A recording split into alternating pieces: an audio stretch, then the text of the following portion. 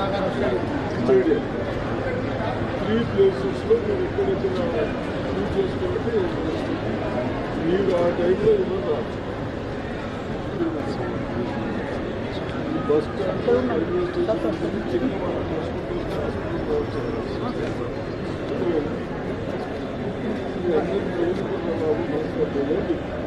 ఏం పేరు AM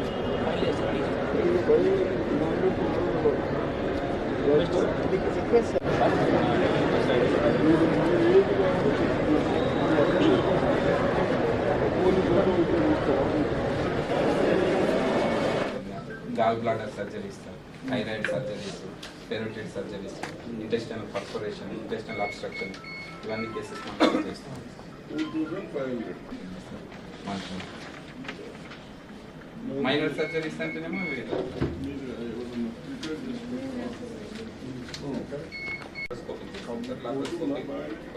appendix కూడా లాప్రోస్కోప్ కిందనే చేస్తున్నాం.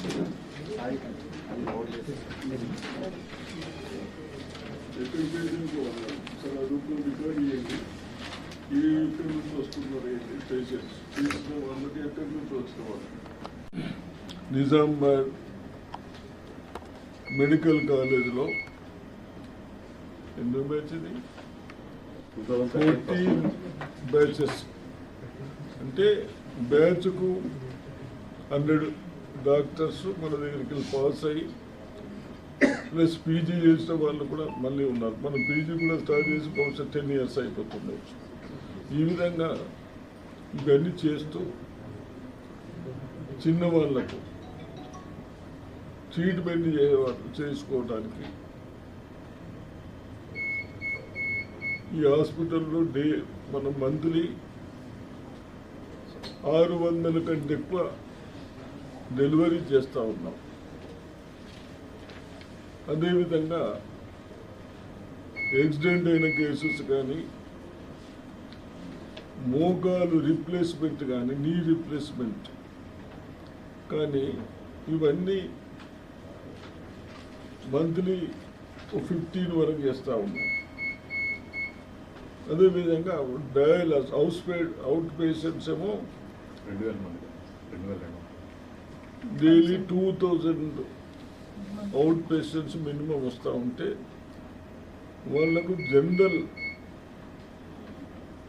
డాక్టర్స్ ఏది అవసరం ఉన్నదాన్ని వాళ్ళు చూసిన తర్వాత కన్సల్ట్ డాక్టర్లకు పంపుతా ఉన్నారు. కాబట్టి లేకుంటే కొన్ని మెడిసిన్స్ ఇచ్చి మనం పంపుతా ఉన్నాం. అదేవిధంగా పేషెంట్స్ ఇంకా ఎక్కువ వచ్చేవాళ్ళు కానీ ఎక్కడ మనకు బాన్సోడలో కానీ, బోధర్లో కానీ, ఆర్మూర్లో కానీ ఈ ప్రభుత్వం వచ్చిన తర్వాత కొద్ది డాక్టర్స్ని పెట్టి వాళ్ళకి ఇక్కడి వరకు కూడా రాకుండా ఎమర్జెన్సీ కేసెస్ అయితేనే ఇక్కడ వరకు వచ్చేటట్టు ఆ విధంగా కూడా చేసుకుంటే కొద్ది పేషెంట్స్ తగ్గినా ఈ హాస్పిటల్స్ బాగా చేస్తూ ఉన్నారు.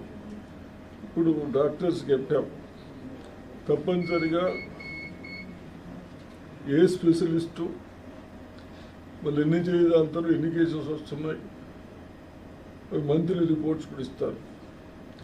అదేవిధంగా ఎడ్యుకేషన్లో కూడా రేపు మంచి డాక్టర్స్ కావటానికి పీజీ చేసిన తర్వాత ఎక్కడైనా ట్రీట్మెంట్ చేసుకోవడానికి, మన ప్రజలకు ఉపయోగపడటానికి టీచింగ్లో కూడా ఎక్కడ ప్రొఫెసర్స్ కొరత లేకుండా వస్తూ ఉన్నాం. థర్డ్ ఫుడ్ కూడా ఇక్కడ ప్రాబ్లం లేదు. ఒకటి మటుకు గ్రౌండ్ అడుగుతూ ఉన్నారు చాలా రోజుల నుంచి. ఎవరు చదువుకునే డాక్టర్స్ గ్రౌండ్ కూడా అయితే మన కలెక్టర్ పాత కలెక్టర్ గ్రౌండ్ అన్నా, లేకుంటే పాలిటెక్నిక్ అన్నా, లేకుంటే నాగారం అన్నా మనం ఛార్జ్ చేసుకోమన్నాం. ఆ 2 hours అన్నకు ఆ 2 hours వేరే వాళ్ళు రాకుండా అవన్నీ చర్యలు తీసుకుంటారు. కాబట్టి ఇంకా ఇంప్రూవ్ చేయాలి. ప్లస్ ఇక్కడ కొన్ని విజిలెన్స్ పెట్టాం. ఇక్కడ ఏం చేస్తున్నారు అన్ని ఇన్ఫర్మేషన్ చెప్పాలి కానీ ఇన్ఫర్మేషన్ తీసుకుంటున్నాం. కొందరు డాక్టర్స్ ఇద్దరు పోయినరా, ఇద్దరు డాక్టర్స్ ఉంది సొంత హాస్పిటల్కి పంపెట్టాలి. ఇక్కడ పేషెంట్ని చూసి ఆడుకోమంటుండే వాళ్ళని కూడా పంపించినాం. ఇటువంటి కాంప్రమైజ్ కాకుండా చేద్దాం, చిన్న వాళ్ళకు ఉపయోగపడేట్టు చేద్దాం. ఎందుకంటే ప్రైవేట్ హాస్పిటల్కి పోతే వేలకు వేలు లక్షలకు లక్షలు తీసుకుంటా ఉన్నాం. నీ రీప్లేస్ చేస్తే కనీసం 3-4 లక్షలు తీసుకుంటాం. మోకాలు తీసేసి మళ్ళీ కొత్త చిప్ అది పెడితే. కాబట్టి ఇవన్నీ చూసుకొని అది కూడా రిప్లేస్మెంట్ చేసుకోవటానికి అది కూడా కావాల్సినవన్నీ మనమే కొంటున్నాం. 1,25,000-30,000తో కొంటున్నాం. కాబట్టి తప్పనిసరిగా హాస్పిటల్కి రావాలి, అందరూ యూజ్ చేసుకోవాలి. అదేవిధంగా 4th క్లాస్ ఎంప్లాయీస్ వచ్చి ఏదో అటెండెన్స్ చేసుకొని వెళ్ళిపోతూ ఉన్నారు, ఎవరైనా అంటే సరేలే అనుకుంటా పోతూ ఉన్నారని తెలుస్తూ ఉంది. అటువంటి అయితే ఇమ్మీడియట్ తీసేస్తారు, ప్లస్ కేసులు బుక్ చేస్తారు. 4th క్లాస్ కానీ ఎవరైనా కానీ డ్యూటీ వచ్చిండ్రు, మీరు 8 అవర్స్ డ్యూటీ చేయవలసిందే. లేకుంటే మళ్ళీ డాక్టర్స్ కానీ ఇక్కడ వీళ్ళు యాక్షన్ తీసుకుంటే ఎవరేమి మీరు కాపాడేటోళ్ళు ఉంటారు. కాబట్టి తప్పనిసరిగా మీకు ఎంప్లాయ్మెంట్ ఇచ్చుడు ఎక్కువ, ఇచ్చినాక మీ డ్యూటీ అయినప్పుడు మీరు బాధ్యతలు అనుకోవాలని హెచ్చరిస్తూ, అదేవిధంగా